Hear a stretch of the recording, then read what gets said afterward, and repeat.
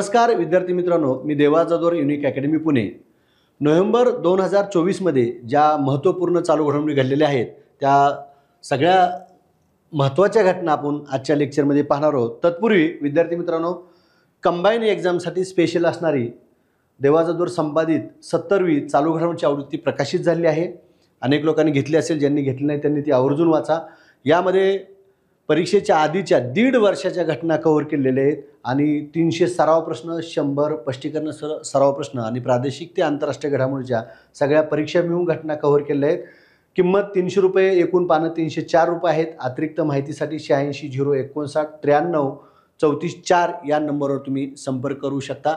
November 2024 मध्ये ज्या काही घटना घडल्या त्यात बघा, सिंधू संस्कृतीच्या शोधाची शतकपूर्ती। यात बघा, जॉन मार्शल यांनी सिंधू संस्कृतीत लिहिलेल्या लेखाला किती वर्ष पूर्ण झाली? 100 वर्ष पूर्ण झाले आहेत, म्हणून ही घटना महत्त्वाची। मी यापूर्वी पण सांगितले 25, 50, 60, 75, 100 वर्ष पूर्ण झाली तर त्या घटनेवर आपला प्रश्न विचारतात। आता जॉन मार्शल यांनी 1924ला सिंधू संस्कृतीचा शोध लागल्याची पहिल्यांदा घोषणा केली आणि या घटनेला 100 वर्ष पूर्ण झाल्यात। मग आता बघा, हडप्पा आणि मोहनजोदडो ही सिंधू संस्कृतीतील 2 महान शहरे आहेत। आता ही सिंधू संस्कृती आहे इसवी सन पूर्व 3300 ते 1300च्या सुरुवातीच्या काळात अस्तित्वात होती आणि याच्यावर जो लेख लिहिला पहिल्यांदा त्याला किती वर्ष पूर्ण झाल्यात? 100 वर्ष पूर्ण झाले आहेत, म्हणून ही घटना महत्त्वाची आहे। आता या संस्कृतीचे क्षेत्र सिंधू नदीकाठी बघा, कुठल्या नदीकाठी? सिंधू नदीकाठी। आजच्या बघा इथं आजच्या ईशान्य अफगाणिस्तानपासून पाकिस्तान आणि वायव्य भारतापर्यंत विस्तारलेले आहे। अशा पद्धतीने हा भाग, म्हणजे हा सिंधू संस्कृतीचे क्षेत्र कुठपर्यंत विस्तारलेला आहे हा एक भाग महत्त्वाचा आहे। हडप्पाचा शोध दयाराम साहनी यांनी लावला 1921ला आणि मोहनजोदडोचा शोध राखलदास बॅनर्जी यांनी 1922 लावला। या घटनेवर कदाचित आपला प्रश्न आला तर ही माहिती माहीत असणं गरजेची आहे। त्यानंतर K4 क्षेपणास्त्र। आता भारतीय कोणाद्वारे हे क्षेपणास्त्र यशस्वी लॉन्च करण्यात आलं? भारतीय नौदलाद्वारे। कधी करण्यात आलं? 27 नोव्हेंबर 2024ला करण्यात आलं आणि हे नेमकं काय बघा, अण्वस्त्रवाहू बॅलिस्टिक क्षेपणास्त्र आहे। काय आहे? K4 क्षेपणास्त्र काय आहे? अण्वस्त्रवाहू बॅलिस्टिक क्षेपणास्त्र आहे। 27 नोव्हेंबर 2024ला लॉन्चिंग करण्यात आले। आता याचा फायदा काय? यामुळे भारताची आण्विक बघा काय म्हणले, भारताची आण्विक प्रतिकार क्षमता आणि संरक्षण सिद्धता अधिक वाढलेली आहे। K4 क्षेपणास्त्र। आता नंतर बघा, नौदलाच्या INS आरिघात काय म्हणले? नौदलाच्या INS आरिघात या अणुऊर्जा संचलित पाणबुडीमधून हे क्षेपणास्त्र सोडण्यात आलं। क्षेपणास्त्र कोठून सोडण्यात आलं? INS आरिघात मधनं सोडण्यात आलं। हे क्षेपणास्त्र 3500 किलोमीटरपर्यंतच्या लक्ष्याचा भेद करू शकते। वैशिष्ट्यामध्ये येईल K4 क्षेपणास्त्र किती किलोमीटर पर्यंतच्या लक्ष्याचा भेद करू शकते? तर 3500 किलोमीटरचा। आता घन इंधनावर चालणारे बघा काय म्हणले, घन इंधनावर चालणारे K4 क्षेपणास्त्र अण्वस्त्रक्षम पाणबुडीवरून सोडले जाणारे बॅलिस्टिक क्षेपणास्त्र असून नौदलाला अण्वस्त्र विरोधात प्रभावी अस्त्र उपलब्ध करून देण्यासाठी त्याची रचना करण्यात आलेली आहे। मग ह्या K4 बद्दल या पद्धतीने आपल्याला या घटनेवर आधारित प्रश्न विचारले जाऊ शकतात। त्यानंतर बघा, आंतरराष्ट्रीय पर्यटन मार्च 2024। आता हे कोण घेतं? तर केंद्रीय पर्यटन मंत्रालयाद्वारे आयोजित केलं जातं। उद्देश काय बघा, हा महत्त्वाचा मुद्दा आहे। उद्देश काय? पूर्वांतर राज्याचे पर्यटन वाढविणे। आता पूर्वांतर राज्य कोणती ते कमेंट बॉक्समध्ये तुम्ही टाका। मी काय म्हणलंय, आंतरराष्ट्रीय पर्यटन मार्च 2024चं आयोजन केंद्रीय पर्यटन मंत्रालय करतं आणि याचा उद्देश काय? पूर्वांतर राज्याचे पर्यटन वाढेल। आता पूर्वांतरमध्ये किती राज्य आहेत हे कमेंट बॉक्समध्ये तुम्ही टाका। पूर्वांतर राज्याचे पर्यटन वाढवणे, कालावधी 26 ते 29 नोव्हेंबर 2024 या कालावधीमध्ये हे आंतरराष्ट्रीय पर्यटन मार्च हे आयोजन करण्यात आलं आणि उद्घाटन गजेंद्र सिंह शेखावत जे केंद्रीय पर्यटन मंत्री आहेत त्यांनी केलेलं आहे। आणि कोणत्या ठिकाणी हे महत्त्वाचे? काझीरंगा राष्ट्रीय उद्यान आसाम राज्यात आहे। या राष्ट्रीय उद्यानाला 1974ला काय झालं, राष्ट्रीय उद्यानाचा दर्जा मिळाला काझीरंगाला आणि या घटनेला 50 वर्ष पूर्ण झाली। वर्धापन दिन आहे, त्या निमित्तानं आंतरराष्ट्रीय पर्यटन मार्च काझीरंगा राष्ट्रीय उद्यानामध्ये नियोजित करण्यात आलं, आयोजित करण्यात आलं आणि हे काझीरंगा राष्ट्रीय उद्यान कशासाठी प्रसिद्ध आहे? एकसिंगा गेंड्यासाठी प्रसिद्ध आहे। मग मी इथं तुम्हाला काय सांगितलं, पूर्वांतर राज्याचे पर्यटन वाढवणे, रोजगार वाढवणे या निमित्त येथेच आयोजित केला जातो। मग पूर्वांतर राज्याचं कमेंट बॉक्समध्ये तुम्ही उत्तर टाकायचं, किती राज्य आहेत, कोणती राज्य आहेत हे तुम्ही टाका। त्यानंतर पुढली घटना आहे बघा, वन नेशन वन सबस्क्रिप्शन योजना। आता या ठिकाणी लक्ष द्या, वन नेशन वन इलेक्शनचा जसा अहवाल रामनाथ कोविंद समितीने सादर केला केंद्राला, तसंच आता वन नेशन वन सबस्क्रिप्शन योजना केंद्र सरकारने आणलेली आणि या योजनेला 25 नोव्हेंबर 2024ला मान्यता दिली. 1 जानेवारी 2025 पासून याचा लाभ घेता येणार आहे. मग आता ही योजना नेमकी काय आहे हे महत्त्वाचं आहे. बघा, देशभरात प्रकाशित होणारे शोध निबंध आणि नियतकालिके केंद्रीय पद्धतीने उपलब्ध होणार आहेत. काय म्हणले? देशभरात प्रकाशित होणारे शोध निबंध. काय म्हणले बघा, देशभरात प्रकाशित होणारे शोध निबंध आणि नियतकालिके केंद्रीय पद्धतीने उपलब्ध होणारी वन नेशन वन सबस्क्रिप्शन योजना आहे, जी आपल्याला परीक्षेला विचारली जाऊ शकते. आता या योजनेसाठी सुमारे 6000 कोटी रुपयाचा निधी मंजूर केला केंद्र सरकारनं आणि हे पैसे 3 वर्षासाठी म्हणजे 2025 ते 2027 काय म्हणले 3 वर्षाच्या काळामध्ये खर्च केले जाणार आहेत. किती हजार कोटी? 6000 कोटी रुपये. केंद्र सरकारने राज्य सरकारच्या अखत्यारीत येणारी विद्यापीठे, बघा या अखत्यारीत येणारी विद्यापीठे आणि जे काही शिक्षण संस्था आहेत आंतरराष्ट्रीय स्तरावरील जे काही प्रसिद्ध जर्नल्स आहेत, बरोबर आहे, म्हणजे मासिके नियतकालिके, बघा मासिके नियतकालिके संशोधन पत्रिका एकाच ठिकाणी उपलब्ध करून देण्यात. आता ते शोधायची गरज नाही. वन नेशन वन सबस्क्रिप्शन योजनेच्या अंतर्गत जे काही जर्नल्स आहेत ते एकाच ठिकाणी प्रसिद्ध करून देणार आहे 1 जानेवारी 2025 पासून. त्यामुळे हे एक महत्त्वाचं असणं माहिती असणं गरजेचं आहे. त्यानंतर विद्यार्थी मित्रांनो, तुम्ही मंथली करंट अफेअर सिरीजला भरभरून प्रतिसाद दिला, लाखो व्ह्यूज आहेत त्या सिरीजला. आज जवळजवळ ह्या सिरीजला 3 वर्ष झाली आणि 4 लाख 5 लाख 2 लाख विद्यार्थी हे पाहतात. आता एक नवीन प्रयोग नोव्हेंबर 2024 पासून चालू होते. तो प्रयोग म्हणजे काय? सराव प्रश्नाची monthly special MCQ series. Monthly current affairs ही डाटा वाईज आहे, ते चालूच राहणार, ते मोफतच असणार आहे. परंतु या ठिकाणी सराव प्रश्नाची मंथली स्पेशल MCQ सिरीज जी आहे ही 5 डिसेंबरला उपलब्ध होणार आहे. प्रत्येक महिन्याचे प्रश्न हे जवळजवळ 75 प्रश्न असणार. किती प्रश्न आहेत? 75 प्रश्न आणि केवळ 10 रुपयात युनिक अकॅडमीच्या मोबाईल ॲप्लिकेशनवर तुम्हाला ते उपलब्ध असणार आहेत. दर किती तारखेला? दर महिन्याच्या 5 तारखेला ते उपलब्ध असतील आणि दर महिन्याचा कोर्स MCQच्या सराव प्रश्नाचा कोर्स त्या महिन्याचे सराव प्रश्न 75 सराव प्रश्न फक्त आणि फक्त केवळ 10 रुपयामध्ये उपलब्ध असणार आहेत. आणि यासाठी 88 054 63 944 या नंबरवर तुम्ही अधिक माहिती घेऊ शकता. परत एकदा सांगतो, त्या महिन्याचे 75 क्वेश्चन फक्त 10 रुपयामध्ये उपलब्ध असणार आहेत. युनिक अकॅडमीच्या मोबाईल ॲप्लिकेशन ॲपवर ते उपलब्ध असणार आहेत. तर निश्चितच तुम्ही याचा लाभ घेणार. मी काय म्हणले, त्या महिन्याचे, सगळ्या महिन्याच नाही. आता नोव्हेंबरचे तुम्हाला 5 डिसेंबरला उपलब्ध होतील केवळ 10 रुपयामध्ये. आणि किती क्वेश्चन असणार आहेत? 75 क्वेश्चन असणार आहेत. आणि अतिरिक्त माहितीसाठी 88 054 63 944 या नंबरवर तुम्ही संपर्क साधू शकता. त्यानंतर नवीन पॅन 2.0. आता या ठिकाणी लक्षात घ्या, केंद्र सरकारने QR कोड, इथं हा शब्द महत्वाचा आहे. बघा, पहिल्या पॅन कार्डवर QR कोड नव्हता. आता केंद्र सरकारने नवीन पॅन कार्ड आणणार आहे. यासाठी 26 नोव्हेंबर 2024ला घोषणा केली पॅन 2.0ची आणि त्यामध्ये QR कोड वैशिष्ट्यासह हे पॅन कार्ड लॉन्च केले जाणार आहे. प्राप्तिकराचे कायमस्वरूपी खाते क्रमांक असणाऱ्या विद्यमान पॅन कार्डमध्ये सुधारणा करण्यासाठी या योजनेच्या प्रकल्पासाठी 1435 कोटी रुपये मंजूर केल्यात केंद्र सरकारनं. त्यात ह्या व्यवहारासाठी मंत्रिमंडळामध्ये मान्यता देण्यात आली नरेंद्र मोदी यांच्या अध्यक्षतेखाली झालेल्या. आणि हे कार्ड मोफत दिले जाणार आहे. बघा, हे कार्ड मोफत दिलं जाणार आहे. पहिला तो तुमचा जो पॅन नंबर आहे तोच पॅन नंबर असणार आहे, तोच वैध असणार आहे. ह्या 2 बाबी खूप महत्त्वाच्या आहेत. पॅन हा भारतीय करदात्यांना प्राप्तिकर विभागाने दिलेला अक्षर सांख्यिकीय 10 अंकी संच आहे. एकदा याच्यावर प्रश्न आलता, पॅन हा किती अंकी संच आहे? तर 10 अंकी संच आहे. मग नवीन पॅन 2.2 जो आहे तो नवीन QR कोड, काय विशेष बदल आहे? QR कोड असणार आहे आणि त्याच्यामुळं या ठिकाणी बऱ्याच गोष्टी सुलभ होणार आहेत. फक्त गोष्ट लक्षात काय ठेवा, मोफत दिले जाणार आहे आणि पॅन क्रमांक जो तुमचा आत्ताचा आहे तोच असणार आहे. त्यानंतर पहिला लाकडी उपग्रह, यावर 100% प्रश्न विचारला जाणार. जगातला पहिला लाकडी उपग्रह कोणी बनवला? त्याचं नाव काय? कोणत्या विद्यापीठ? बघा, जपाननं बनवलाय. कोणी बनवलाय? लाकडी उपग्रह आहे. जगातला पहिला लाकडी उपग्रह जपाननं बनवला. 5 नोव्हेंबर 2024ला यशस्वी प्रक्षेपण करण्यात आलं आणि याचं नाव आहे लिग्नोसॅट. बघा, मी 100% प्रश्न म्हणलं, येणार म्हणजे येणार. 100% प्रश्न या घटनेवर विचारला. जगातला पहिला लाकडी उपग्रह लिग्नोसॅट जपान या देशानं बनवलाय. आणि या ठिकाणी एक लक्षात घ्या, हा बनवताना कोणत्या विद्यापीठाची मदत घेण्यात आली? तर कोणत्या विद्यापीठाची मदत घेण्यात आली? बघा, आता स्पेस एक्सच्या ड्रॅगन कार्गो कॅप्सूलमधून पाठवण्यात आले. प्रत्येक बाजू 10 सेंटीमीटरची आहे.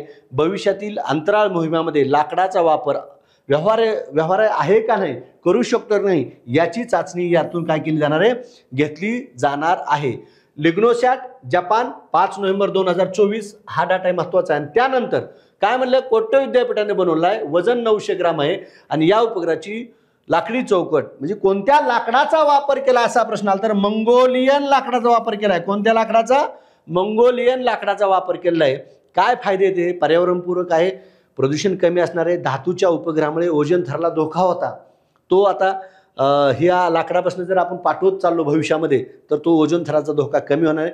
ओझोनचा थराचं महत्त्व काय आहे बघा, तर सूर्याच्या धोकादायक अल्ट्राव्हायोलेट किरणापासून पृथ्वीचे संरक्षण करतो आणि जर त्याच ओझोन थराला जर धोका निर्माण झाला तर भविष्यामध्ये खूप अवघड होऊ शकतं. म्हणून जगातला पहिला लाकडी उपग्रहाचं यशस्वी प्रक्षेपण नोव्हेंबरमध्ये करण्यात आलं. त्यानंतर GSAT-N2 दूरसंचार उपग्रह बघा, इस्रोने अमेरिकी उद्योगपती एलन मास्क याच्या मालकीच्या स्पेसएक्स फाल्कन 9 या रॉकेटच्या मदतीने 19 नोव्हेंबर 2024 रोजी प्रथमच आपला संचार उपग्रह प्रक्षेपित केला. भारतानं पहिल्यांदाच एलन मास्क यांची स्पेसएक्स फाल्कन 9 या रॉकेटच्या मदतीनं 19 नोव्हेंबर 2024 रोजी प्रथमच आपला संचार उपग्रह प्रक्षेपित केला. केप कॅनावरल अमेरिका या ठिकाणी. आता याचे फायदे काय आहेत, या GSAT-N2 चे फायदे काय आहेत तर दुर्गम भागात, इथे शब्द काय वापरला, दुर्गम भागात ब्रॉडबँड सेवा उपलब्ध होणार आहे. काय म्हणले, दुर्गम भागात ब्रॉडबँड सेवा उपलब्ध होणार आहे. प्रवाशांना फ्लाईटमध्ये इंटरनेट सुविधा मिळणार आहे, हा एक महत्त्वाचा फायदा आहे. काय म्हणलंय, प्रवाशांना फ्लाईटमध्ये इंटरनेट सेवा मिळणार आहे. हा उपग्रह 48 Gbps वेगाने इंटरनेट प्रदान करेल. हे GSAT-N2चा हा सगळ्यात महत्त्वाचा फायदा आहे. एलन मास्कच्या स्पेसएक्स फाल्कन 9 आणि इस्रोनं प्रथमच असा या ठिकाणी संचार उपग्रह प्रक्षेपित केलेला आहे. उपग्रहाचं वजन आहे 4700 किलो. एखादा उपग्रह अवकाशात सोडण्यासाठीची बघा काय म्हणले, एखादा उपग्रह अवकाशात सोडण्यासाठी यंत्रणा इस्रोकडे आहे आजही आहे, परंतु GSAT-N2 हा उपग्रह वजनाने जास्त होता. इस्रोकडे या वजनाचा उपग्रह अवकाशात सोडण्याची सुविधा नव्हती, म्हणून आपण या ठिकाणी एलन मास्कचं काय केले, मदत घेतलेली आहे. 14 वर्ष तो काय आहे, कार्यरत राहणार आहे. किती वर्ष, 14 वर्ष. इस्रो आणि स्पेसएक्स यांच्यातील हे पहिलेच व्यावसायिक उड्डाण होते. हे पण वाक्य महत्त्वाचे, पहिलेच व्यावसायिक उड्डाण होते. अशा पद्धतीने हा भाग तुम्ही लक्षात ठेवू शकता. त्यानंतर हायपरसॉनिक क्षेपणास्त्र 18 नोव्हेंबर 2024ला प्रक्षेपण झालं. कोणी निर्मिती केली, DRDOने निर्मिती केली. तुम्हाला प्रश्न येईल, हायपरसॉनिक क्षेपणास्त्राची निर्मिती कोणी केली, DRDO. प्रक्षेपण ठिकाण ओडिसा येथील डॉक्टर APJ अब्दुल कलाम बेटावरून करण्यात आलं प्रक्षेपण, ज्यामुळे भारत आणि हायपरसॉनिक वेगाने पाकिस्तानमध्ये कुठेही सहज हल्ला करू शकतो. भारत आता ह्या क्षेपणास्त्राच्या माध्यमातून पाकिस्तानमध्ये कुठेही सहज हल्ला करू शकणार आहे. हायपरसॉनिक वेगामुळे हे क्षेपणास्त्र कोणत्याही हवाई संरक्षण यंत्रणेने नष्ट करता येत नाही. हे देखील एक आगळं वेगळं वैशिष्ट्य आहे. आता बघा, अमेरिका, चीन, रशिया 1, 2, 3 आणि आता भारतात देखील या ठिकाणी हे उपलब्ध झाल्यामुळं भारत आता या ठिकाणी जगातला 4था देश ठरलाय की त्याच्याकडे हायपरसॉनिक क्षेपणास्त्र आहे. हायपरसॉनिक क्षेपणास्त्र आवाजापेक्षा 5 पटीहून अधिक, बघा आवाजापेक्षा 5 पटीहून अधिक वेगाने हे क्षेपणास्त्र जाऊन शत्रूवर आग ओकते. पारंपरिक शस्त्राबरोबरच अण्वस्त्र देखील या क्षेपणास्त्रामधून डागता येतात. ध्वनी लहरीच्या 5 पट, काय म्हणले बघा, ध्वनी लहरीच्या 5 पट अधिक वेगाने, म्हणजेच साधारण 6200 किलोमीटर इतक्या भन्नाट वेगाने हे क्षेपणास्त्र मार्गक्रमण करते. ते साधारण 1500 किलोमीटर पर्यंतच्या लक्ष्याचा वेध घेते. त्याच्या वेगामुळे त्याला आकाशातला चित्ता, बघा हे वाक्य महत्त्वाचं आहे, आकाशातला चित्ता असं म्हटलं जातं. हे हायपरसॉनिक क्षेपणास्त्राचं या ठिकाणी भारतानं लॉन्चिंग केलं नोव्हेंबरमध्ये आणि भारत हा जगातला 4था देश ठरला. त्यानंतर पर्यावरणाच्या संदर्भातली जी काही परिषद पार पडली नोव्हेंबरमध्ये 11 नोव्हेंबर ते 22 नोव्हेंबरच्या दरम्यान, त्या कॉन्फरन्स ऑफ पार्टीज, कॉप म्हणजे काय, कॉन्फरन्स ऑफ पार्टीज पर्यावरण विषयक परिषद, ही बाकू, देश कुठला, अझरबैजान देशातल्या बाकू या ठिकाणी पर्यावरणाच्या संदर्भातली 29व्या क्रमांकाची परिषद पार पडली. 30व्या क्रमांकाची परिषद बेलम, ब्राझील येथे 2025 मध्ये होणार आहे. हवामान बदलाबाबत निर्णय घेणारी ही परिषद जगातली सर्व देशांनी बहुस्तरीय अशी एकमताची परिषद असते. बघा, जागतिक तापमान वाढ 1.5 अंश सेल्सिअस पर्यंत मर्यादित ठेवणे आणि 2050 पर्यंत 0 उत्सर्जन उद्दिष्ट ठेवणे आदी प्रयत्नामुळे ही परिषद काम करते. म्हणजे कशावर काम करते? जागतिक तापमानवाढ 1.5 अंशापेक्षा वाढून देत नाही आणि 2050 पर्यंत शून्य उत्सर्जनाचे उद्दिष्ट गाठायचंय, ह्या उद्देशाने ह्या परिषदेची सुरुवात झाली. मग ही 29व्या क्रमांकाची परिषद अझरबैजानमध्ये बाकू या ठिकाणी पार पडली. आता ज्या ठिकाणी ती परिषद पार पडत असते त्या ठिकाणचा जाहीरनामा प्रसिद्ध असतो. बाकू जाहीरनामा आता प्रसिद्ध झालेला आहे. आता तत्पूर्वी बघा, पॅरिस करार जो झाला, या पॅरिस कराराला मंजुरी मिळाली. बघा, कॉन्फरन्स ऑफ पार्टी 29च्या पहिल्या दिवशी सहभागी देशांनी जागतिक कार्बन उत्सर्जनाच्या नियंत्रणासाठी निश्चित केलेली पॅरिस करारातील मानके स्वीकारण्यात अधिकृत मंजुरी दिली. यातील कलम 6 अंतर्गत कार्बन उत्सर्जन कमी करण्यासाठी सदस्य देशांनी आंतरराष्ट्रीय सहकार्य पुरवण्याची काय केली? तरतूद केली. हा जो काय पॅरिस करार आहे याच्या संदर्भातली ही मंजुरी देण्यात आली, हा एक मुद्दा. त्यानंतर बघा, आता सगळ्यात महत्त्वाचं, बाकू परिषद अपयशी का यशस्वी का यशस्वी हा नंतरचा मुद्दा आला, परंतु यामध्ये सगळ्यात महत्त्वाचं काय? क्लायमेट फायनान्ससाठीचा ठराव भारताने नाकारला. हा शब्द महत्त्वाचा आहे. काय म्हणले? क्लायमेट फायनान्ससाठीचा ठराव भारताने नाकारलाय. आता इथे एक लक्षात घ्या, काय महत्त्वाचा विषय आहे. भारताने काय ठराव नाकारला? बघा, सर्वात जास्त प्रदूषण कोण करतं? तर विकसित देश करतात.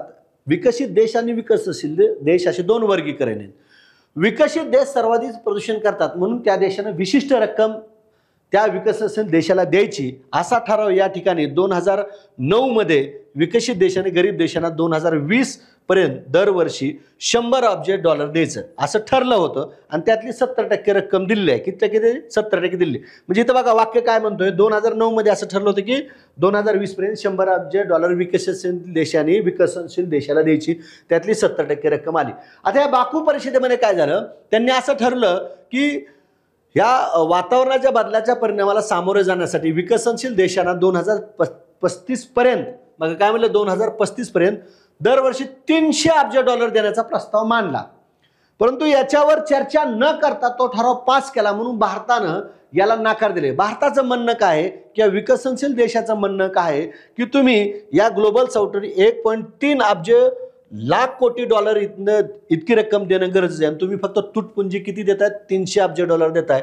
म्हणून क्लायमेट फायनान्सचा ठराव भारताने काय केला? नाकारला आणि याला बऱ्याच देशांनी काय केला? पाठिंबा दिला. मग बाकू परिषदेला सगळ्यात महत्त्वाचं हे आहे, $300 अब्ज दिले, हे भारताला मान्य नाही, विकसनशील देशाला मान्य नाही. किती द्या म्हणताय? 1.3 लाख कोटी डॉलर इतकी असावी अशी भारताची मागणी आहे आणि म्हणून हा ठराव भारतानं नाकारला. भारताच्या दृष्टीने, विकसनशील देशाच्या दृष्टीने COP29 परिषद ही अपयशी ठरलेली आहे. त्यानंतर 56वा व्याघ्र प्रकल्प गुरु घशीदास तमोर पिंगला व्याघ्र प्रकल्प हा छत्तीसगड राज्यामध्ये आहे आणि हा भारतातला 56वा व्याघ्र प्रकल्प ठरलेला आहे. 3829 चौरस किलोमीटर हे क्षेत्रफळ आहे आणि हा छत्तीसगडमधील 4था आणि देशातील 56वा. आता छत्तीसगडमध्ये ऑलरेडी इंद्रावती व्याघ्र प्रकल्प आहे, उदाती सीता नदी व्याघ्र प्रकल्प आहे, आचान कमार व्याघ्र प्रकल्प आहे आणि आताचा कुठला आहे? गुरु घशीदास तमोर पिंगला व्याघ्र प्रकल्प आहे. म्हणजे छत्तीसगडमधील 4था आणि देशातील 56वा. अशा पद्धतीनं हा भाग तुम्ही लक्षात ठेवू शकता. आता त्यात बघा, आंध्र प्रदेशमधील नागार्जुन सागर श्रीशैल्यम व्याघ्र प्रकल्प आणि आसाममधील मानस व्याघ्र प्रकल्प नंतर हा देशातील 3रा मोठा व्याघ्र प्रकल्प ठरलेला आहे. मग याच्या आधीचे 2 मोठे व्याघ्र प्रकल्प आहेत आणि हा छत्तीसगडमधला हा गुरु घशीदास तमोर पिंगला व्याघ्र प्रकल्प हा देशातला 3रा मोठा व्याघ्र प्रकल्प ठरलेला आहे. हे तुम्ही लक्षात ठेवू शकता. पुढली घटना आहे आंतरराष्ट्रीय व्यापार मेळावा 2024.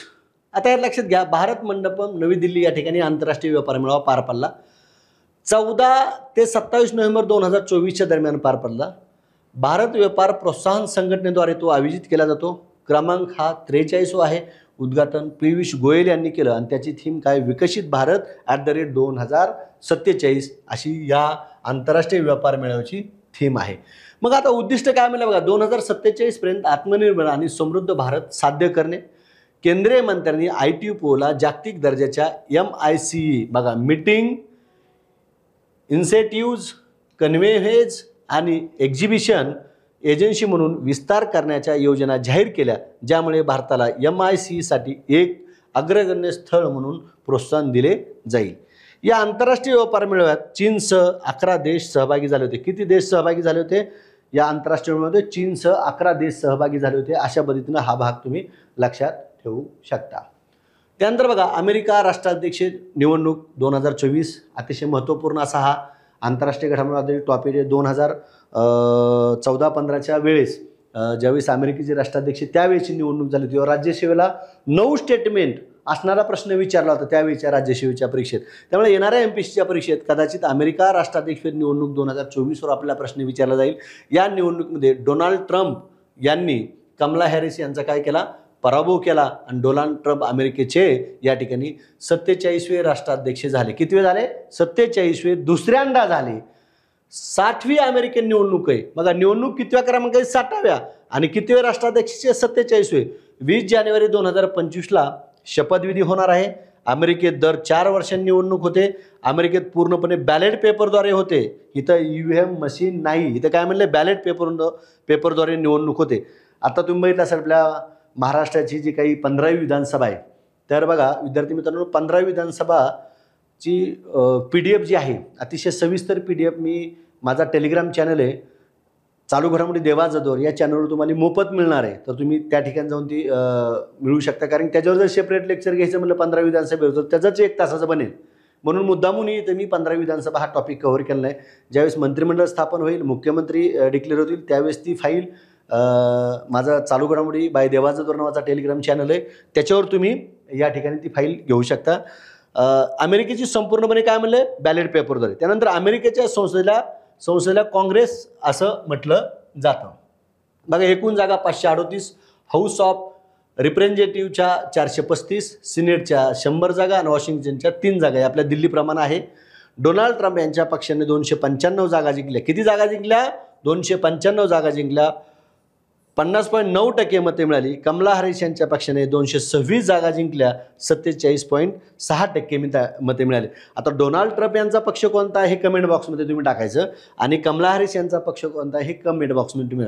डोनाल्ड ट्रम्प 295 जागा, कमला हॅरिस या भारतीय वंशाच्या होत्या 226. आतापर्यंत अमेरिकेत एकही महिला राष्ट्राध्यक्ष झालेली नाही. त्यानंतर बघा अमेरिकेचे 50वे उपाध्यक्ष म्हणले. 50वे उपाध्यक्ष जेम्स डेव्हिड हॅन्स, अमेरिकेचे नवनिर्वाचित उपाध्यक्ष JD हॉन्स यांच्या पत्नी उषा चिलुकुरी हॉन्स या मूळच्या आंध्र प्रदेशमधील आहेत. कुठल्या आहेत? आंध्र प्रदेशमधील आहेत. आता डोनाल्ड ट्रम्पचं बघा निवड होणारे सर्वात वयोवृद्ध व्यक्ती ठरले. 78 वर्षी अमेरिकेचे राष्ट्राध्यक्ष झाले. ते 47वे अध्यक्ष झाले. यापूर्वी ते 45वे झाले होते. 2016 ते 20च्या दरम्यान झाले होते. 45वे होते. आता किती झाले? 47वे झाले.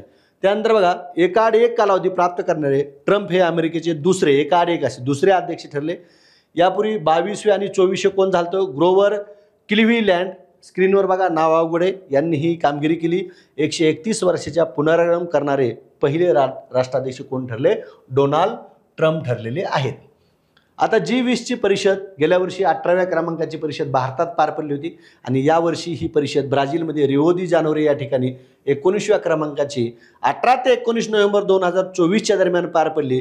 याची सदस्य संख्या 21 आहे पण त्या 21मध्ये 19 देश आहेत आणि 2 संघटना आहेत, युरोपियन युनियन आणि आफ्रिकन युनियन. या आफ्रिकन युनियनला गेल्या वेळेसच्या 18व्या परिषदेमध्ये भारतात ज्यावेळेस परिषद पार पडली नवी दिल्ली या ठिकाणी त्यावेळेस आफ्रिकन युनियनला सदस्य देण्यात आलं होतं. आता G20 हा अतिशय प्रगत असणारा गट आहे. स्थापना 1999ला झाली. G20चे कायमस्वरूपी मुख्यालय नाही. आंतरराष्ट्रीय आर्थिक सहकार्याचा हा मोठा मंच आहे आणि सदस्य देश किती आहेत? 21 देश 21 आहेत. परंतु यात बघितलं युरोपियन युनियन आणि आफ्रिकन युनियन ह्या 2 संघटना आहेत त्यामुळे हा एक भाग महत्त्वाचा आहे. परंतु देश किती आहेत असं म्हटलं तर 21च. आता आफ्रिकी महासंघ जो आहे ज्याला आपल्या भारताच्या परिषद 2023च्या नवी दिल्ली येथील 18व्या परिषदेमध्ये आफ्रिकी महासंघाला G20चे सदस्यत्व देण्यात आले. याच्यामध्ये एकूण 55 देश आहेत. आफ्रिकन महासंघामध्ये 9 जुलै 2002ला स्थापना झाली आणि अदिस अबाबा इथिओपिया या ठिकाणी ह्या आफ्रिका महासंघाचं काय आहे? कार्यालय आहे, मुख्यालय आहे. आफ्रिकी महासंघावर प्रश्न विचारला जाऊ शकतो त्यामुळं हा भाग व्यवस्थित करून जायचं, लक्षात ठेवून जायचं. आता क्यूएस आशिया युनिव्हर्सिटी रँकिंग दरवर्षी जाहीर करत असतं त्याप्रमाणे 25ची रँकिंग 24मध्ये जाहीर केली. त्याला जरी 24मध्ये जाहीर केलं तर ती पुढल्या वर्षीचं नाव दिलेलं असतं म्हणून 25 आहे तिथं. IIT दिल्लीने 44वा क्रमांक मिळवून भारतात पहिला क्रमांक पटवला. आशियातील 984 उच्च शिक्षण संस्थांमध्ये भारतातील 161 संस्था आहेत.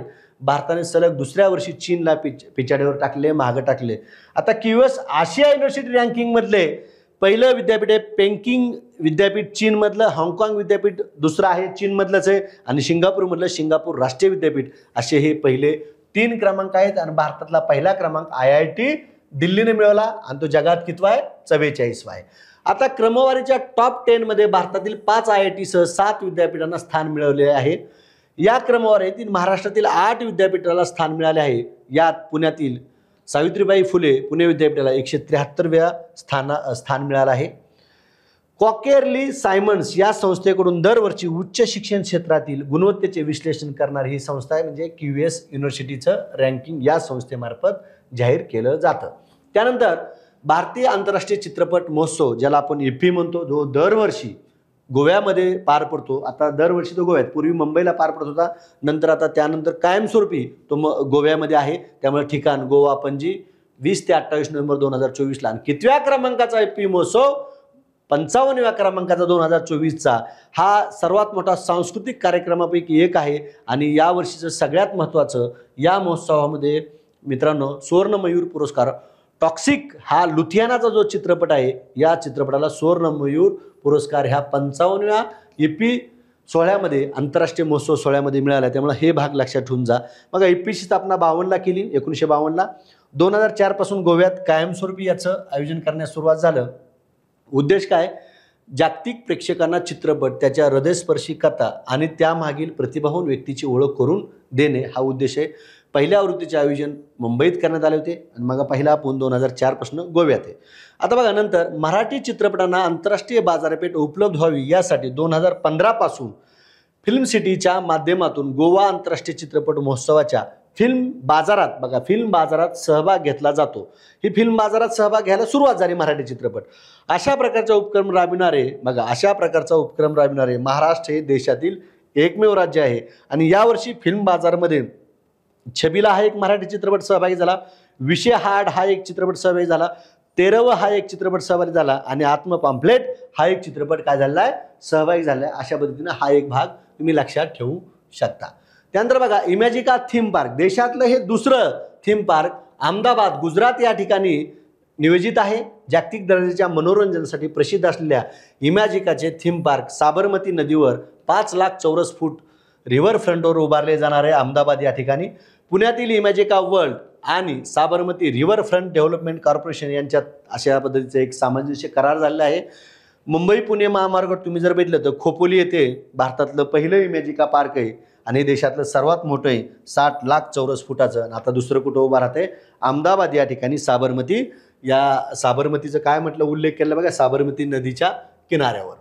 त्यानंतर के संजय मूर्ती यांचे भारताचे कॅग, ज्यांना मराठीमध्ये भारताचे नियंत्रक व महालेखा निरीक्षक म्हणून के संजय मूर्ती यांची निवड झाली. आणि ते कितवे अध्यक्ष असणार आहेत?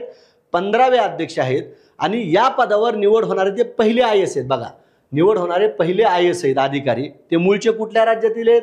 आंध्र प्रदेश आहेत. आता कॅगचं काय काम असतं? सरकारी पैशाचा उपयोग आणि विनियोग नीट होत आहे की नाही. बघा, सरकारी पैशाचा उपयोग नीट होतो की नाही हे कोण पाहतं? कॅग पाहतं. त्याचे 15वे अध्यक्ष म्हणून के संजय मूर्ती यांची नुकतीच निवड झाली. कॅगचे पहिले अध्यक्ष कोण होते? फी नरहरी राव. आता के संजय मूर्तीचं काय वैशिष्ट्य? IAS पदावर असणारी व्यक्ती पहिल्यांदा तिथं कॅगचे अध्यक्ष झाली, हे एक वैशिष्ट्य आहे. आणि आंध्र प्रदेशमधील आहेत. कुठले? आंध्र प्रदेश मूळ राज्य. त्यानंतर झारखंड विधानसभा निवडणूक, मी मगा तुम्हाला सांगितलं, झारखंडची आणि महाराष्ट्राची विधानसभा निवडणूक, 15वी विधानसभा निवडणूक ही या ठिकाणी एकत्र पार पडली. बरोबर आहे? इथं 2 टप्प्यात पार पडलं. महाराष्ट्राची विधानसभा एका टप्प्यात. महाराष्ट्राच्या विधानसभेची PDF फाईल मी मगाही सांगितलं, आताही सांगतो. माझं चॅनल आहे चालू घडामोडी बाय देवा जाधव, टेलिग्राम चॅनल आहे. त्याच्यावर तुम्हाला ती फाईल 4-5 दिवसामध्ये मंत्रिमंडळ स्थापन झाल्यानंतर मिळेल. मग आता आपण झारखंड विधानसभेचं पाहू. एकूण सदस्य संख्या 81. मुक्ती मोर्चाला 34 जागा मिळाल्या, भाजपला 21 मिळाल्या, काँग्रेसला 16 मिळाल्या, राजदला 4 मिळाल्या, इतरला 6 या ठिकाणी मिळालेले आहेत. आता यात पुढला महत्त्वाचा भाग काय आहे? झारखंडमध्ये आघाडीचं सरकार कायम, 56 आमदारांचं समर्थन. झारखंड जशी महाराष्ट्राची 15वी विधानसभा आहे तशी झारखंडची कितवी? 6वी विधानसभा. आणि हेमंत सोरेन झारखंडचे 14वे आणि कितव्यांदा? 14वे मुख्यमंत्री क्रमाने. आणि कितव्यांदा झाले? 4थ्यांदा झाले. बिहारमधून झारखंड 15 नोव्हेंबर 2002ला वेगळे झाले होते. त्यानंतर भारत आणि कॅरिकॉम शिखर परिषद जी आहे गयाना या ठिकाणी पार पडली नोव्हेंबर 2024 मध्ये. पंतप्रधान नरेंद्र मोदी यांनी गयानामध्ये दुसऱ्या भारत कॅरिकॉम शिखर परिषदेमध्ये भाग घेतला. दुसऱ्या म्हणले बघा, इथे शब्द काय दुसऱ्या. मग पहिली कधी झाली? 2019ला झाली. दुसरी कधी झाली? 2024ला झाली.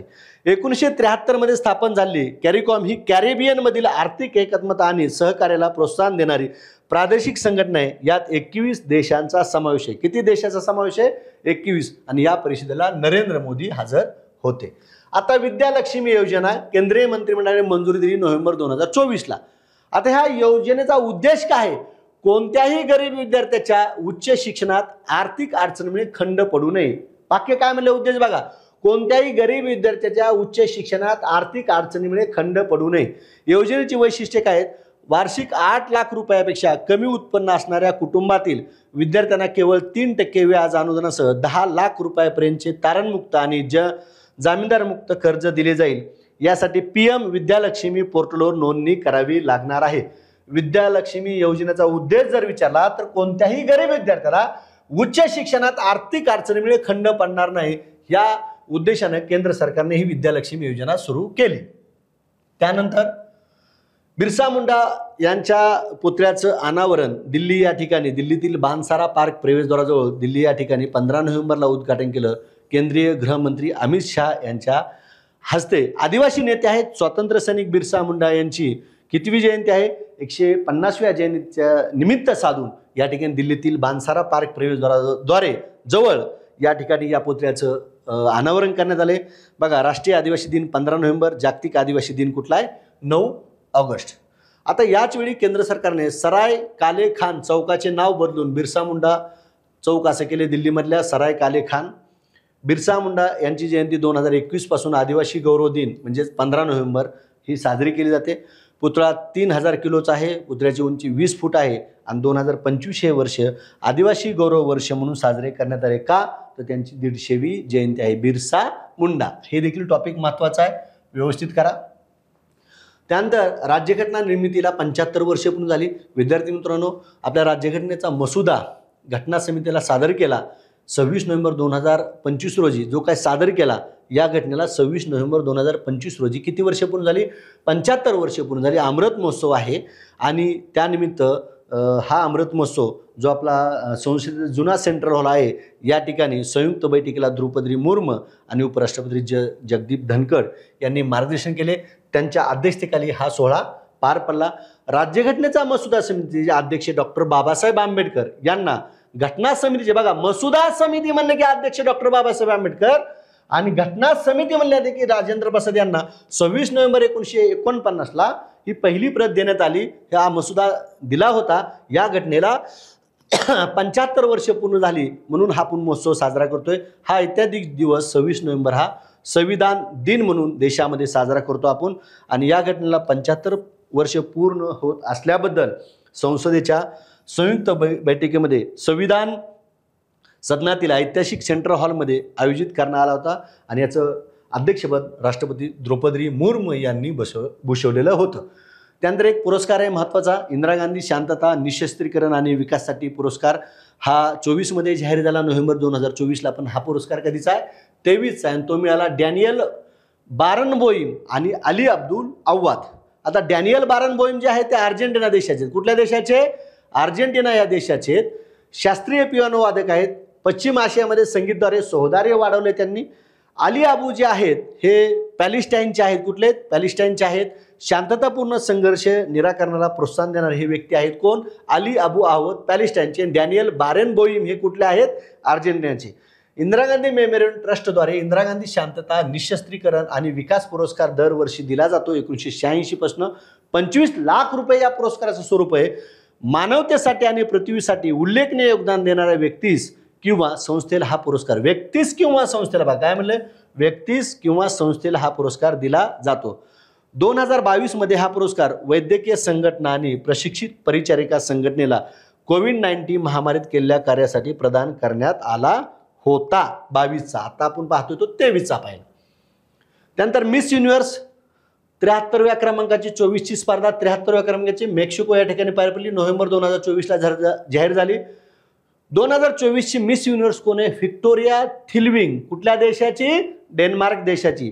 2024च्या स्पर्धेत भारताचं प्रतिनिधित्व रिया सिंह केलं. आत्तापर्यंत भारताच्या 3च मिस युनिव्हर्स आहेत. मिस युनिव्हर्स आणि मिस वर्ल्डमध्ये फरक आहे.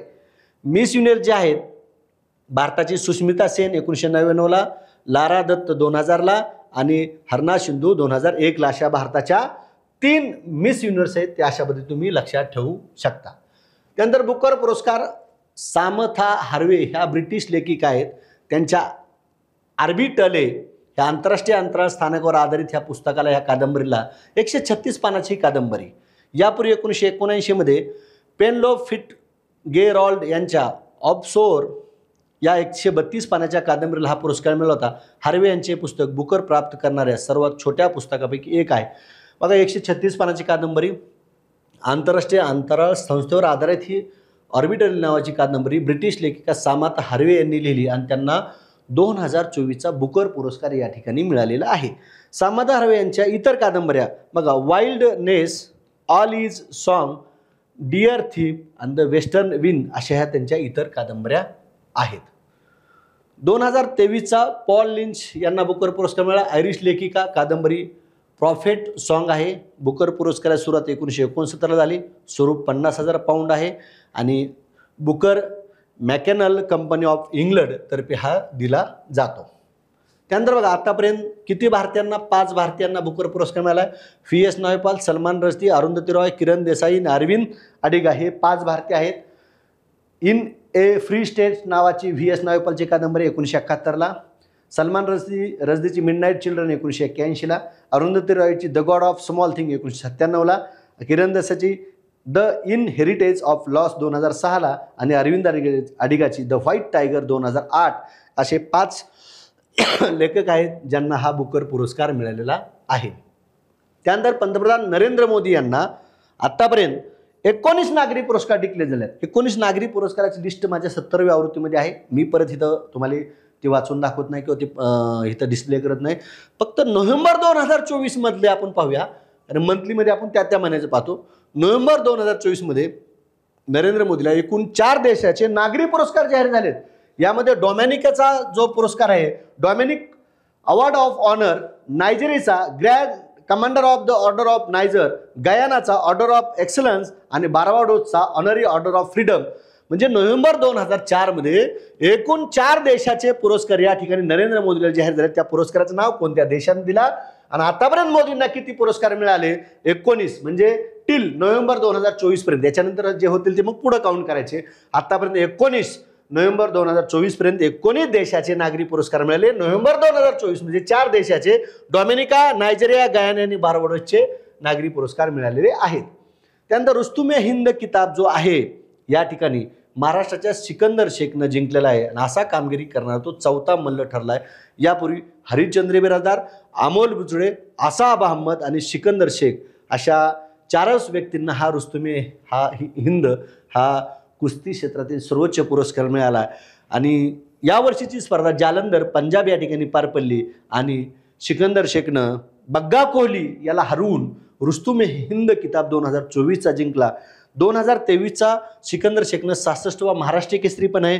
मूळचा तो सोलापूरचा आहे आणि पुनीत बालन ग्रुप करून तो या ठिकाणी या स्पर्धेत सहभागी झाला होता. त्यानंतर रोहिणी नायर पुरस्कार जो मिळाला, कितव्या क्रमांकाचा? 3रा रोहिणी नायर पुरस्कार अनिल प्रधान यांना मिळाला. ते ओडिशातील इंजिनियर आहेत आणि या पुरस्काराचं स्वरूप 10 लाख आहे. हा पुरस्कार का दिला जातो? ग्रामीण विकासातील उत्कृष्ट योगदानासाठी दरवर्षी हा पुरस्कार दिला जातो. काय म्हणलंय? ग्रामीण विकासातील उत्कृष्ट योगदानासाठी. रोहिणी नायर कोण होत्या? प्रसिद्ध अर्थशास्त्रज्ञ, माजी IAS अधिकारी आहेत. 40 वर्षाखाली व्यक्तीस हा पुरस्कार देतो. योजना आयोगामध्ये त्या सदस्य म्हणून काम केलं म्हणजे रोहिणी नायरच्या नावानं हा जो पुरस्कार दिला जातो त्याची वैशिष्ट्ये काय आहेत हा भाग महत्त्वाचा आहे. आता अनिल प्रधान यांना जो काय पुरस्कार मिळाला आहे 3रा, यंग टिकर फाउंडेशनचे संस्थापक आहेत. विज्ञान, तंत्रज्ञान, अभियांत्रिकी आणि गणित STEM शिक्षणाचा प्रसार त्यांनी केल्याबद्दल तो पुरस्कार मिळाला आहे. टिकर ऑन व्हील्स हा मोबाईल लॅब सुरू केला जो ग्रामीण विद्यार्थ्यांसाठी रोबोटिक आणि 3D प्रिंटिंग आणतो. त्यानंतर महिला आशियाई हॉकी चॅम्पियन स्पर्धा भारतीय महिला संघानं चीन संघाला 1-0 अशी मात करून हा करंडक या ठिकाणी 2ऱ्यांदा जिंकला आणि एकूणात हा 3ऱ्यांदा जिंकलेला आहे. यापूर्वी 16ला जिंकला होता, 23ला जिंकला होता आणि आता 2024ला जिंकलाय भारतानं, चीनला हरवून हा दुसऱ्यांदा जिंकला आणि 19ला तिसऱ्यांदा जिंकला. या कामगिरीमुळे भारतानं कोरियाच्या कामगिरीची बरोबरी केली. म्हणजे आतापर्यंत कोरिया आणि भारत या देशानं ही आशियाई स्पर्धा एकूण 2 देश आहेत ह्यांनी 3-3 वेळा जिंकलेला आहेत. त्यानंतर भारताच्या विजयपदाची जी काही खरी आपण म्हणू जिच्यामुळे मिळाला ती दीपिका आहे. ही शिल्पकार ठरली. दीपिकाने स्पर्धेत जवळजवळ 11 गोल केलेत. कोणी? दीपिकाने किती गोल केले? 11. आणि तीच ह्या स्पर्धेतली कोण ठरली? मालिकावीर ठरली. आणि बिहार सरकारने या सगळ्या खेळाडूंना 10 लाख रुपयाचं बक्षीस या ठिकाणी काय केलं आहे? जाहीर केलेलं आहे. आता बिहार सरकारनं का तर राजगिरी हॉकी स्टेडियम आहे, या स्टेडियममध्ये ही स्पर्धा पार पडली. कितव्या क्रमांकाची? 8व्या क्रमांकाची. भारत सलग दुसऱ्यांदा. यजमानपद भारतानंच भूषवलं बिहारमध्ये दुसऱ्यांदा. आणि सहभागी देश किती होते? तर 6 देश होते. भारत, चीन, जपान, मलेशिया, कोरिया, थायलंड. 11 ते 20 नोव्हेंबर 2024च्या कालखंडात ही स्पर्धा पार पडली. आणि भारतीय संघाची कर्णधार कोण? सालिमा टेटे ही कर्णधार आहे. या स्पर्धेची सुरुवात कधी झाली? तर 2010ला सुरुवात झालेली आहे. त्यानंतर आंतरराष्ट्रीय हॉकी महासंघाचे वार्षिक पुरस्कार, ज्याच्यावर ऑलरेडी प्रश्न यापूर्वी कंबाईनच्या परीक्षेमध्ये आलेला होता गेल्या वर्षीच्या ह्याच्यामध्ये. तर यात बघा, सर्वोत्तम खेळाडू हा भारताचा ठरला आहे. हरमनप्रीत सिंग हा भारतीय कर्णधार जो आहे हॉकीचा, तो सर्वोत्तम खेळाडू ठरला. आंतरराष्ट्रीय हॉकी महासंघात ठरलेला आहे. गोलरक्षक PR सिरजेस हा देखील भारताचा ठरलेला खेळाडू. हरमन सिंग आणि PR सिरजेसला या पुरस्काराची 3ऱ्यांदा निवड झाली. हे महत्त्वाचं आहे. 21ला, 22ला आणि आता 24ला निवड झालेली आहे. वर्षातील सर्वोत्तम खेळाडू महिला गट चिब्बी जॉन्सन आहे. कुठल्या देशाची? नेदरलँडची. आणि वर्षातील सर्वोत्तम गोलरक्षक महिला गट ये ज्यू आहे. कुठल्या देशाची? चीन देशाची. हा देखील टॉपिक IMP आहे. याच्यावर प्रश्न विचारला जाऊ शकतो. व्यवस्थित पाठ करून जायचं. त्यानंतर विवेक देबरॉय, पंतप्रधान नरेंद्र मोदी यांचे आर्थिक सल्लागार परिषदेचे अध्यक्ष विवेक देबरॉय यांच्या वयाच्या 69व्या वर्षी 1 नोव्हेंबर 2024 रोजी निधन झालं. 25 जानेवारी 1955ला मेघालय या ठिकाणी त्यांचा जन्म झाला. अर्थशास्त्रज्ञ अशी त्यांची ओळख होती. त्यांनी केलेल्या शिफारशीनुसार रेल्वे अर्थसंकल्पांनी साधारण अर्थसंकल्प या ठिकाणी एकत्र करण्यात आला. नीती आयोगाचे 2015 ते 2019 दरम्यान ते सदस्य होते. Gokhale institute of politics and इकॉनॉमिक्सचे ते कुलगुरू होते. पुण्यामध्ये ही संस्था आहे. महाभारत, रामायण, भगवद्गीता संस्कृतमधून इंग्रजीत भाषांतर केले. 4 वेद, उपनिषद इंग्रजीमध्ये अनुवाद केला. त्यांना या एकूणच कामगिरीबद्दल केंद्र सरकारचा 4 नंबरचा नागरी पुरस्कार पद्मश्री प्राप्त झाला 15ला. आणि 2016ला US India business life time achievement award देखील विवेक देबरॉय यांना प्राप्त झालेला आहे. नोव्हेंबर 2024मध्ये परीक्षेला जातामध्ये ज्या काही महत्त्वपूर्ण घटना त्या पाहूया आपण. बघा, ऑस्ट्रेलियाने 16 वर्षाखालील मुलांसाठी सोशल मीडियावर बंदी घालण्याचा निर्णय घेतला. हा अतिशय महत्त्वपूर्ण निर्णय घेतला आहे. तुम्हाला इथं प्रश्न येईल, कोणत्या देशानं 16 वर्षाखालील मुलासाठी सोशल मीडियावर बंदी घालण्याचा निर्णय घेतला आहे? तर ऑस्ट्रेलिया देशानं. कुठल्या देशानं? ऑस्ट्रेलियानं. त्यानंतर भारतीय स्वातंत्र्य लढ्याच्या युद्धघोष असणाऱ्या वंदे मातरम या तेजस्वी काव्याच्या निर्मितीला 150 वर्ष सुरू होत आहेत. आणि हे गीत लिहिले बंकिमचंद्र चट्टोपाध्याय यांनी. ऑलिम्पिक 2036च्या यजमान पदासाठी भारताने ऑलिम्पिक असोसिएशनला इरादा म्हणजे लेटर ऑफ इंटेंट पत्र पाठवले. यापूर्वी भारताने 2010ला राष्ट्रकुल, 1951 आणि 1982ला आशियाई क्रीडा स्पर्धेचं आयोजन केलं होतं. आंतरराष्ट्रीय लेवलच्या ह्या स्पर्धा आयोजित केल्या होत्या. त्यानंतर आंतरराष्ट्रीय सौर आघाडीच्या अध्यक्षपदी भारताची पुन्हा एकदा निवड करण्यात आली.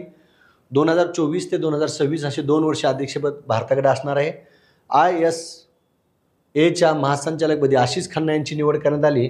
विद्यमान महासंचालक अजय माथुर यांचा कार्यकाल संपल्यानंतर खन्ना मार्च 2024मध्ये पदभार स्वीकारणार आहेत. कोण? आशिष खन्ना अजय माथुरच्या ऐवजी असणार आहेत. पूर्व क्षेत्रात भारताने आयोजित केलेल्या 3 दलाच्या लष्करी सरावाचे नाव पूर्व प्रहार असे ते नाव आहे. त्यानंतर दिल्ली येथे नोव्हेंबर 2024मध्ये 2 दिवसीय anti terror conference national investigation एजन्सीने आयोजित केली होती. दहशतवाद विरोधी लढ्यात समन्वय वाढवण्यासाठी ही परिषद आयोजित करण्यात आली. परिषदेचे उद्दिष्ट काय होतं? संपूर्ण सरकार दृष्टिकोनातून धोरणासाठी अंतर्दृष्टी निर्माण करणे हे उद्दिष्ट होते. त्यानंतर centre for development of telematics म्हणजे CDOT आणि इंडियन इन्स्टिट्यूट ऑफ टेक्नॉलॉजी म्हणजे IIT रुर्की यांनी telecom technology development fund TTDF अंतर्गत 5G ग्रामीण संपर्कासाठी मिलीमीटर वेव्ह ट्रान्सिव्हर विकसित करण्यासाठी करार केलेला आहे. इस्रायल देशाने PYPIM प्लॅटफॉर्म विकसित केला जो संगणकांना CPU थेट मेमरीमध्ये प्रक्रिया करण्यास अनुमती देतो.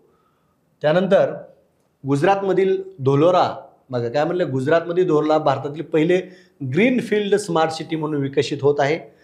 दरवर्षी दिल्लीत होणारे आर्मी डे परेड, बघा आर्मी डे परेड दरवर्षी कुठे होत असते, दिल्लीत, परंतु भारतातल्या पुणे या ठिकाणी पहिल्यांदाच होते. दिल्लीच्या ऐवजी कुठे होत आहे, 25 मध्ये पुण्यामध्ये होणार आहे.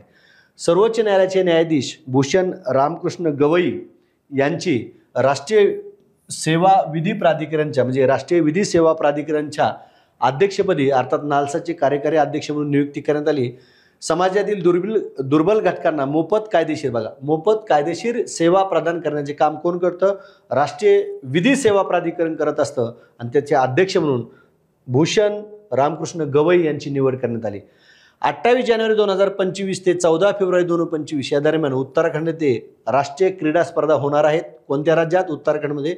ही स्पर्धा एकूण 34 क्रीडा प्रकारामध्ये खेळवली जाणार आहे. अमेरिकेची युवा टेनिसपटू कोको गॉफने WTA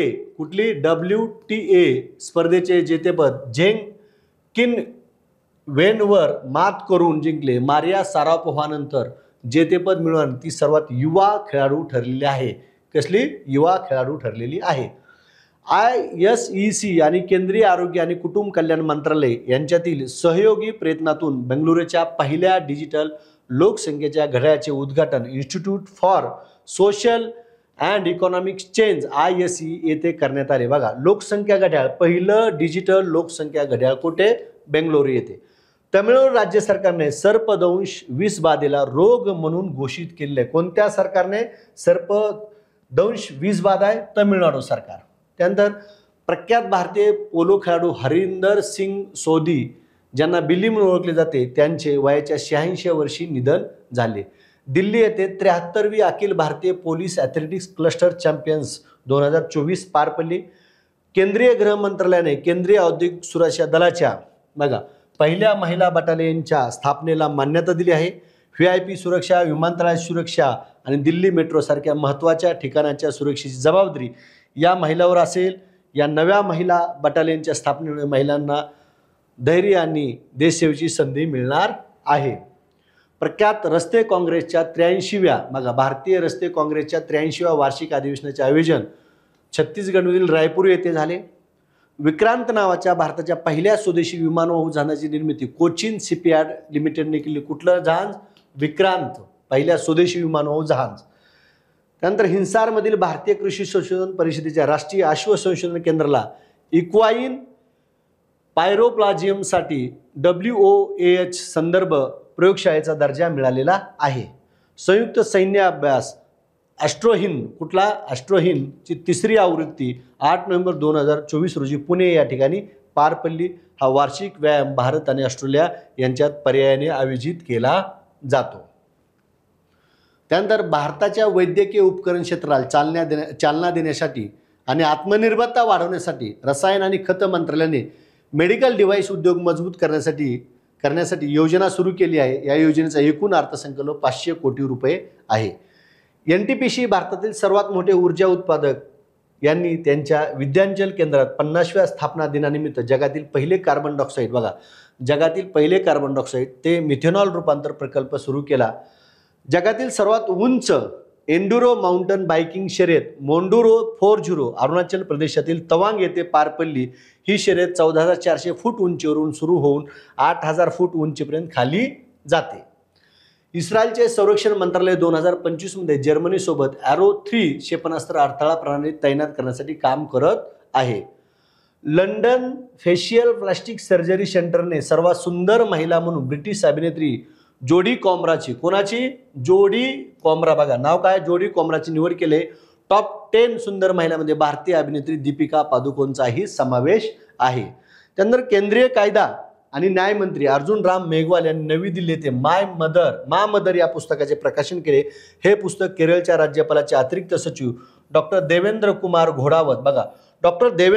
घोडावत यांनी मा मदर नावाचे पुस्तक लिहिले आणि अर्जुन रामपाल यांनी या ठिकाणी काय केलेलं आहे, अर्जुन राम मेघवाल यांनी ते पुस्तक प्रकाशित केलेलं आहे. S&P ग्लोबल या संस्थेच्या अहवालानुसार सकल राष्ट्रीय उत्पन्नात GDP 2023-24 या आर्थिक वर्षात महाराष्ट्राचा सर्वाधिक म्हणजे सुमारे 13.30% वाटा आहे. त्यानंतर जगातील सर्वात अवघड, अत्यंत आव्हानात्मक, अशक्य प्राणी मोहीम असे अंटार्क्टिका मोहिमेचे वर्णन केले जाते. या मोहिमेवर मूळ भारतीय वंशाचे अमेरिकी अक्षय नानावटी हे निघाले आहेत. एकूण 110 दिवस, एकूण अंतर 2735 किलोमीटर असणारे अतिशय आव्हानात्मक अशी ही मोहीम आहे. त्यानंतर शिंगोरू इशिबा जपानच्या लिबरल डेमोक्रेटिक पार्टीचे नेते जपानचे पंतप्रधान म्हणून निवड झाली. कुणाचे? शिंगेरू इशिबा. NBTने भारतीय राजघटनेच्या मूळ हस्तलिखित प्रतीची 43व्या शारजा आंतरराष्ट्रीय पुस्तक मेळाव्यात काय केले? प्रदर्शित केलेली आहे. भारताने मोजाबी कला सागरी सुरक्षा मजबूत करण्यासाठी 2 फास्ट क्राफ्ट दिले आहेत. या क्राफ्टमध्ये मशीन गन आणि बुलेट प्रूफ केबिन्स आहेत. 16वी India games developer conference Hyderabad येथे नोव्हेंबर 2024 मध्ये पार पडली. भारतीय नौदलाने 20 आणि 21 नोव्हेंबर 2024 दरम्यान 4था पॅन इंडिया तटीय संरक्षण सराव सी व्हिजिल 2024 चे आयोजन केलं होतं. इस्रो आणि नासा 2025च्या सुरुवातीला निसार उपग्रह प्रक्षेपित करणार आहे, जो पृथ्वीच्या पृष्ठभागाचे निरीक्षण करेल, ज्यात जमीन आणि बर्फाच्या प्रदेशाचा समावेश आहे. त्यानंतर नीती आयोगाने ऊर्जा मंत्रालय सहकार्याने ॲसेट प्लॅटफॉर्म काय म्हणले? ॲसेट प्लॅटफॉर्म लॉन्च केला आहे. हा प्लॅटफॉर्म राज्यांना हरित संक्रमणाला गती देण्यासाठी ऊर्जा संक्रमणाच्या आराखड्याची निर्मिती आणि त्यांच्या अंमलबजावणीचे समर्थन देण्याचे उद्दिष्ट आहे. दिल्लीच्या महापौरपदी आपचे महेश कुमार खिच्ची यांची निवड करण्यात आली. पहिला बोंडोलँड महोत्सव नवी दिल्ली येथे पार पडला. ऑपरेशन द्रोणागिरी बघा, ऑपरेशन द्रोणागिरी हे अभियान विज्ञान आणि तंत्रज्ञान मंत्रालयाने सुरू केले. या अभियानाचे उद्दिष्ट काय? नागरिकांच्या जीवन गुणवत्तेत सुधारणा आणि व्यवसायातील सुलभता दर्शवण्यासाठी भूस्थानिक तंत्रज्ञानाची भूमिका दाखविणे आहे. चेन्नईच्या यल श्रुतीने इंग्लंडमध्ये वात्सल्य येथे महिला विश्व बिलियर्ड्स अजिंक्यपद जिंकलेलं आहे. नाडा इंडियाने खेळाडू आणि प्रशिक्षकांना अँटी डोपिंगबद्दल शिक्षित करण्यासाठी नो मोर मेडिसिन ॲप सुरू केले. बघा, नो योर मेडिसिन ॲप सुरू केले. मॉरिशस नवीन पंतप्रधान कोण आहेत? Navin Ramgoolam. Ladakh autonomous hill development council आणि आदित्य मेहता फाउंडेशन लेह येथे जगातील पहिले उंचावरील पॅरा स्पोर्ट्स केंद्र, बघा, जगातील पहिले उंचावरील पॅरा स्पोर्ट्स केंद्र स्थापन होय. हे केंद्र 2028 पॅरालिम्पिकसाठी पॅरा ॲथलेटिक्सना प्रशिक्षण देणार आहे. कोणत्या ठिकाणी? लेह या ठिकाणी. ओमिका स्पेस अकादमीच्या सहकार्याने इस्रोने स्पेस ट्विटरने अरुणाचल प्रदेशातील केई पन्वेर जिल्ह्यात अंतराळ शिक्षण प्रयोगशाळा स्थापन केलेली आहे. हा देखील एक महत्त्वाचा टॉपिक आहे. त्यानंतर हरभजन सिंग आणि सानिया मिर्झाची, बघा, हरभजन सिंग आणि सानिया मिर्झा दुबई स्पोर्ट्स काउन्सिलच्या ब्रँड अँबॅसिडरमध्ये नियुक्ती झाली. अमेरिकेत स्थायिक झालेल्या मराठी माणसांनी स्थापन केलेल्या महाराष्ट्र फाउंडेशनच्या वतीने ज्येष्ठ संशोधक डॉक्टर हा साळुंके यांना साहित्य जीवन गौरव पुरस्कार जाहीर करण्यात आला. ग्लोबल जेंडर गॅप इंडेक्सनुसार या यादीत भारताचा 129वा क्रमांक आहे. आईसलँड प्रथम स्थानावर आहे. त्यानंतर ग्लोबल मृदा परिषद 19 ते 22 नोव्हेंबर 2024च्या दरम्यान नवी दिल्ली या ठिकाणी पार पडली. भारतीय सैन्याने संयुक्त विमोचन 2024 हा सराव जो आहे 18 ते 19 नोव्हेंबर 2024च्या दरम्यान अहमदाबाद आणि पोरबंदर गुजरात येथे आयोजित केला. 19 ते 25 नोव्हेंबर 2024च्या दरम्यान भारतामध्ये जागतिक वारसा सप्ताह साजरा करण्यात आला. थीम काय होती? विविधता शोधा आणि अनुभवा ही एक थीम होती. भारतामध्ये भूजल व्यवस्थापन सुधारण्यासाठी भूनीर पोर्टल सुरू करण्यात आले. 12 वर्षांतर होणारा कुंभमेळा, किती वर्षांतर कुंभमेळा होतो? 12 वर्षांतर. आणि भारतात किती ठिकाण होतो हे कमेंट बॉक्समध्ये तुम्ही टाका. 12 वर्षांतर होणारा कुंभमेळा प्रयागराज उत्तर प्रदेश या ठिकाणी जो काय होणार आहे 20 फेब्रुवारी 2025च्या दरम्यान होणार आहे.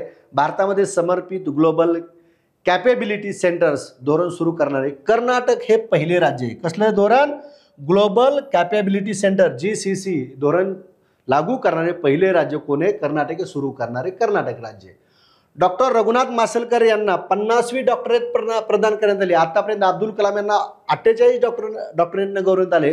हा विक्रम कोणी मोडला? आता डॉक्टर रघुनाथ माशेलकर यांनी मोडलेला आहे. अमोल पालेकर यांच्या आत्मचरित्राचं नाव काय? अवैज एक स्मृतिबंध नोव्हेंबरमध्येच प्रकाशित झाले.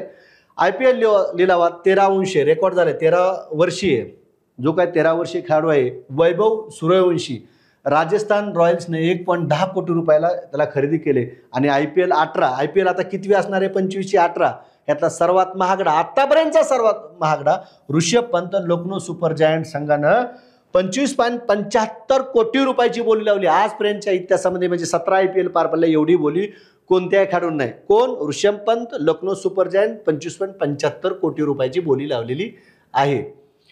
विकसित भारत यंग लीडर्स डायलॉग कार्यक्रमाचे 11 व 12 जानेवारी 2025 रोजी दिल्लीमध्ये आयोजन करण्यात येणार आहे. राजकीय पार्श्वभूमी नसलेल्या, बघा काय आहे विकसित भारत यंग लीडर्स, काय आहे डायलॉग, राजकीय पार्श्वभूमी नसलेल्या तरुणांना राजकारणाशी जोडण्याकरिता हा उपक्रम राबवण्यात येणार आहे. नरेंद्र मोदी यांनी नुकतंच या संदर्भात घोषणा केली. नोव्हेंबर 2024 मध्ये स्पेनमध्ये भीषण महापूर आला आणि अनेक लोकांचा तिथे मृत्यू झालेला आहे. जनरल उपेंद्र द्विवेदी यांना नेपाळ या देशाने सैन्याने मानद जनरल ही पदवी त्यांना प्रदान केली. Khelo India youth games 2025 Bihar येथे एप्रिल 2025 मध्ये होणार आहेत. भारताच्या पहिल्या संविधान संग्रहालयाचे सोनीपत, बघा संविधान संग्रहालयाचे सोनीपत हरियाणा येथे लोकसभा अध्यक्ष ओम बिर्ला यांच्या हस्ते उद्घाटन झालं. भारतीय वाणिज्य आणि उद्योग महासंघाचे नवीन अध्यक्ष हर्षवर्धन अग्रवाल लखनौ उत्तर प्रदेश येथे कुकरेल नाईट सफारी पार्क आणि वन्यजीव केंद्रात भारताची पहिली नाईट सफारी होणार आहे. कुठे होणार आहे? लखनौ या ठिकाणी उत्तर प्रदेश. गेबॉन देशाने अलीकडे जनमत संग्रहाद्वारे नवीन संविधान मंजूर केले. नवीन संविधान मंजूर करणारा देश कुठला?